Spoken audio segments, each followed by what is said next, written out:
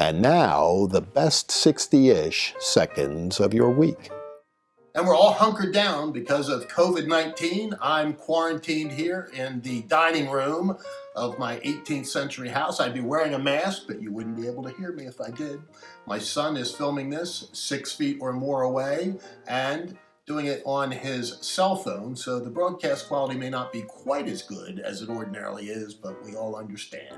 And it doesn't go without noticing that if ordinary times were upon us, today would be the opening day of Major League Baseball in both Philadelphia and Pittsburgh, the two big cities of my home state.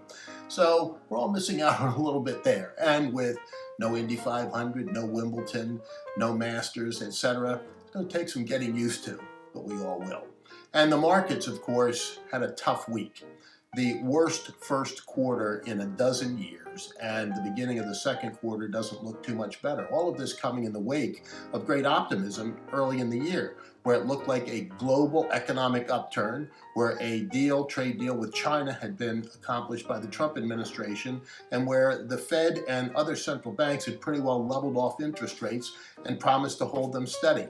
Now we're looking at a situation where there will be staggering unemployment. We already saw that through the first quarter, and we see it in the jobless reports week by week, where there is going to be global uncertainty in the markets and where there's going to be a significant economic downturn in the second quarter. A lot of folks are hoping for that V curve. Let us all hope and pray that it occurs. But this much we know. We've been through this before. We will get through this one. America wins when we're all pulling on the same oar, and our economy needs to get rejuvenated. America needs to get back to work, and the sooner the better. There are, of course, a lot of reasons for optimism around this. America pulling together, heroes abounding everywhere. We hear about the first responders and the doctors and nurses, etc., who are doing so much, many of them working countless hours and at great peril to themselves.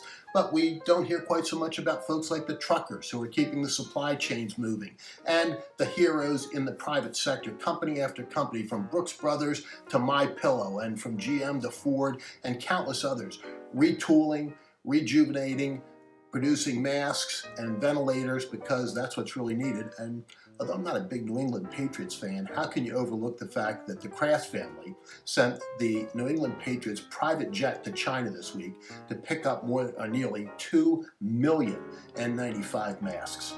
Gotta hand it to them. Good play. And sadly, there are some non-heroes in all this. You know, crises always bring out both the best and the worst. And if you look at the CARES Act, the Kennedy Center for the Performing Arts got $25 million. Questionable in and of itself. But then we heard that the Kennedy Center's first act of business was to lay off their musical staff. And you hear about senators, Kelly Loeffler in particular, making stock trades immediately following private briefings on the COVID-19 situation. Kelly Loeffler, whose husband runs the New York Stock Exchange, moved almost $18 million. She's the richest member of the Senate, moving $18 million. A lot of questions there, some of them perhaps resulting in very sad answers. She's in a special election in Georgia to keep her Senate seat against some very, very formidable candidates, including Congressman Doug Collins, the hero of the impeachment process. That'll be one to watch. It doesn't come up until November, so there's a lot of time yet to go. But as we enter both Holy Week and the beginning of Passover, there is, for all of us, much to reflect upon and a lot of new thinking to do. But this much we know: we are all truly blessed. We take for granted what other people pray for daily. And so let us count our blessings, let us take care of each other, let us be safe and well, and let us know that that is the best 60-ish seconds of our week.